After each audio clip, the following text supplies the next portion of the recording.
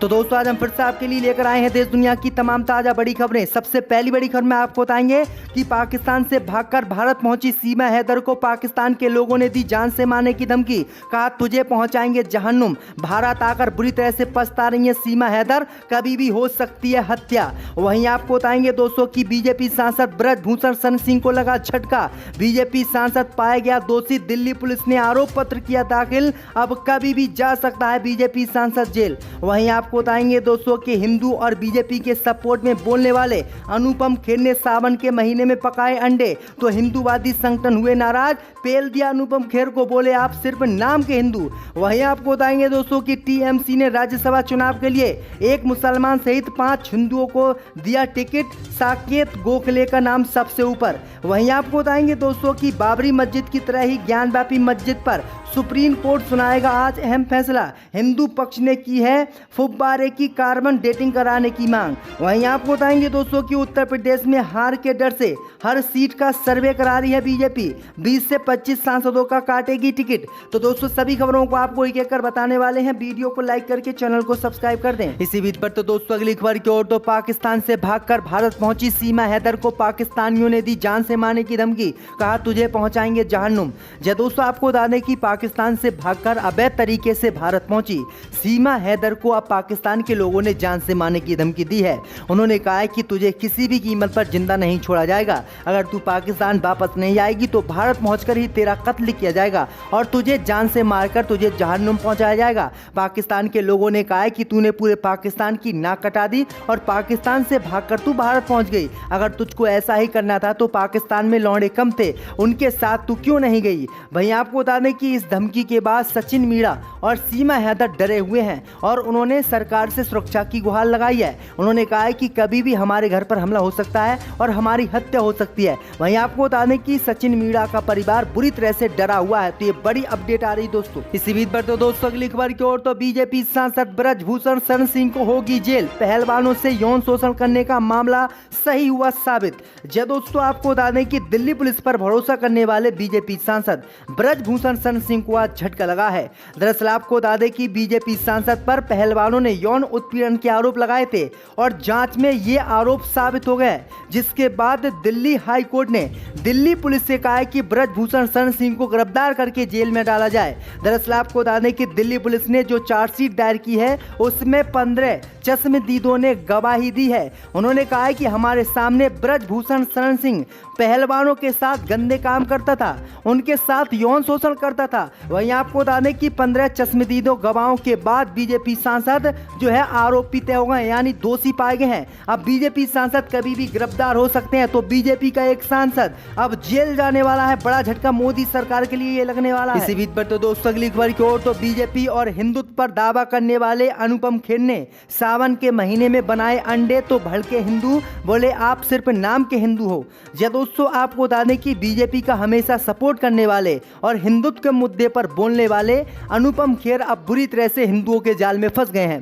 दरअसल आपको बता दें कि इस समय सावन का पवित्र महीना चल रहा है और हिंदू अंडा, मांस, मछली बिल्कुल भी नहीं छूते हैं और ना ही इसका सेवन करते हैं। इस बीच खबर सामने निकल कर आई दोस्तों कि हिंदुत्व पर सबसे बड़े पंडित और बीजेपी का सपोर्ट करने वाले अनुपम खेर ने सावन के महीने में अंडे पकाए हैं और अंडे पकाने का उन्होंने वीडियो सोशल मीडिया पर वायरल किया है। जिसके बाद वीडियो वायरल हुआ तो हिंदूवादी संगठनों के पास ये वीडियो पहुंचा। अब हिंदूवादी संगठनों ने अनुपम खेर की लहर निकाल दी है और उन्हें गंदी गंदी गालियां दे रहे हैं और कह रहे हैं कि आप नाम के हिंदू हो, आप कश्मीरी हिंदू खुद को बताते हो और सावन के पवित्र महीने में आप अंडा पकाकर अंडा खा रहे हो, जबकि हिंदू बिल्कुल भी सावन के महीने में मीट, मछली, अंडे को हाथ तक नहीं लगाता है। आप कैसे हिंदू हो, आप हिंदुओं के नाम पर कलंक हो। तो बड़ी अपडेट आई दोस्तों की अनुपम खेर की ही लंका अब हिंदूवादी संगठनों ने लगा दी है। इसी बीच पर तो दोस्तों अगली खबर की ओर, तो टीएमसी ने राज्यसभा चुनाव के लिए 6 प्रत्याशियों की घोषणा की, साकेत गोखले समेत एक मुसलमान को भी दिया टिकट।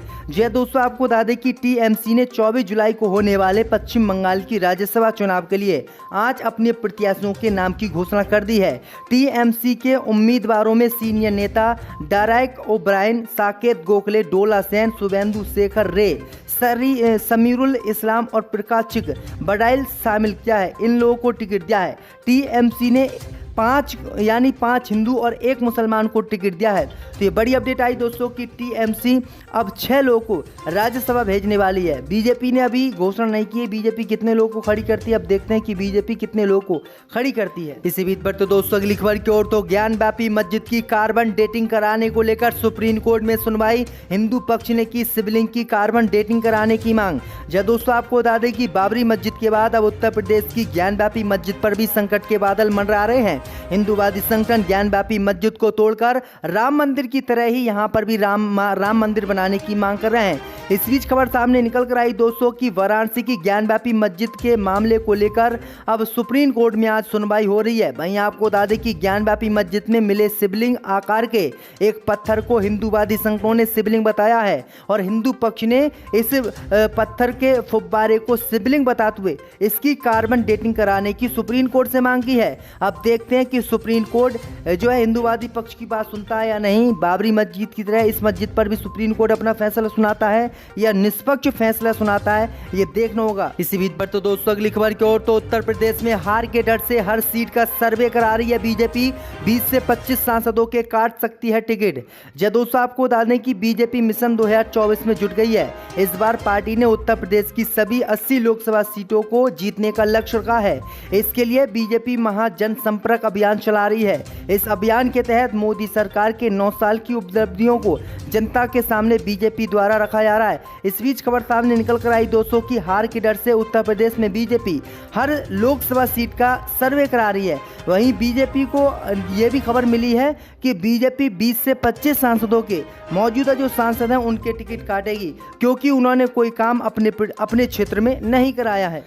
इसी बीच पर तो दोस्तों अगली खबर की ओर, तो ड्यूटी के दौरान कांवड़ियों के कैंप में घुसकर खा रहे थे फल, सस्पेंड हो गए यूपी पुलिस के 2 पुलिसकर्मी। जब दोस्तों आपको बता दें कि सावन का महीना शुरू होने के साथ ही कांवड़ यात्रा भी शुरू हो गई है। उत्तर प्रदेश की योगी आदित्यनाथ सरकार ने इसके लिए खास इंतजाम किए हैं। पुलिस और प्रशासन को निर्देश दिए गए हैं कि जगह जगह कांवड़ियों के रुकने, खाने पीने और अन्य चीज़ों के इंतजाम में किसी भी तरह से कानूनी व्यवस्था खराब नहीं होनी चाहिए। इस तरह के इंतजाम के लिए पुलिसकर्मियों की तैनाती की गई है। यूपी से सहारनपुर में ऐसी ही ड्यूटी पर 2 तैनात पुलिसकर्मियों को सस्पेंड कर दिया गया है। रिपोर्ट के मुताबिक ड्यूटी के दौरान इन दोनों ने लापरवाही बरती और ड्यूटी छोड़कर कांवड़ियों के कैंप में फल खाते मिले। सहारनपुर के पुलिस अधीक्षक अभिमन्यु मंगालिक ने बताया है कि जैसे ही इस बात की जानकारी उनको पता चली तो उन्होंने कार्रवाई करते हुए दोनों को सस्पेंड कर दिया है। तो ड्यूटी के दौरान कांवड़ियों के साथ फल खाना उत्तर प्रदेश पुलिस के 2 पुलिसकर्मियों को भारी पड़ गया और उनको नौकरी देना पड़ा। इसी बीच पर तो दोस्तों अगली खबर की ओर, तो कर्नाटक की जनता से हार का बदला ले रही है मोदी सरकार, कांग्रेस ने किया दावा। जब दोस्तों आपको बता दें कि कांग्रेस पार्टी ने बीजेपी वाली केंद्र सरकार पर कर्नाटक में पार्टी की अन्न भाग्य योजना के लिए खाद्यान्न उपलब्ध नहीं कराने पर खाद्य सुरक्षा पर प्रतिशोध की राजनीति करने का आरोप लगाया है। दरअसल आपको बता दें कि कर्नाटक सरकार एक योजना शुरू कर रही है जिसमें 4.42 करोड़ व्यक्तियों में से प्रत्येक को हर महीने 170 रुपये दिए जाएंगे। कांग्रेस महासचिव जयराम रमेश ने ट्वीट कर इसकी जानकारी दी है। वहीं आपको बता दें उन्होंने कहा है कि मोदी सरकार ने कर्नाटक में गरीबों के लिए खाद्य सुरक्षा पर घटिया और प्रतिशोध की राजनीति की है। उन्होंने कर्नाटक सरकार की अन्न भाग्य गारंटी में बाधा डालने की कोशिश की है, लेकिन आज से राज्य सरकार ने उन्हें करारा जवाब दिया है। अतिरिक्त चावल खरीदने के प्रयास जारी हैं, क्योंकि केंद्र की मोदी सरकार ने चावल खरीदने और मुफ्त सामान देने पर रोक लगा दी थी, जिससे नाराज होकर कांग्रेस पार्टी ने विरोध किया था। इसी बीच पर तो दोस्तों अगली खबर की ओर, तो भारत में एक सप्ताह में बनाए गए 1 लाख ईसाई, अमरीकी पादरी ने किया दावा, मोदी आरएसएस को झटका। जब दोस्तों आपको बता दें कि अमेरिका के एक पादरी ने दावा किया है कि भारत में 1 महीने के भीतर लगभग 1 लाख हिंदुओं को ईसाई बनाया गया है। उन्होंने कहा है कि यूट्यूब पर भी इसके वीडियो 10 महीने पहले अपलोड किए गए हैं। वहीं आपको बता दें कि वीडियो में उन्हें कहते सुना जा सकता है कि प्रधानमंत्री मोदी और आरएसएस के कारण उत्तर भारत में धर्मांतरण कठिन हो गया है। क्रिस हाजेज नाम का उक्त पादरी चर्च ऑफ हाईलैंड से जुड़ा हुआ है, जिसकी शाखाएं अलबामा और पश्चिमी जॉर्जिया में हैं। उन्होंने कहा है कि आरएसएस और बीजेपी जबरदस्ती हिंदुओं को दबा रही है और हिंदू जो ईसाई धर्म को कबूल करना चाहते हैं उन पर रोक लगा रही है। अगर कोई हिंदू ईसाई धर्म अपना भी लेता है तो आरएसएस और मोदी सरकार बीजेपी और हिंदूवादी संगठन उसे डरा धमकाकर फिर से हिंदू धर्म में वापस करवा रहे हैं और जो लोग धर्म परिवर्तन अपनी स्वेच्छा से कर रहे हैं उनसे मुकदमा करवाकर पादरियों के खिलाफ उनको पादरियों को जेल में डलवा रहे हैं। तो ये बड़ी अपडेट आई दोस्तों कि अमेरिका के पादरी ने यह दावा किया है जिससे मोदी सरकार की भी नींद उड़ गई है।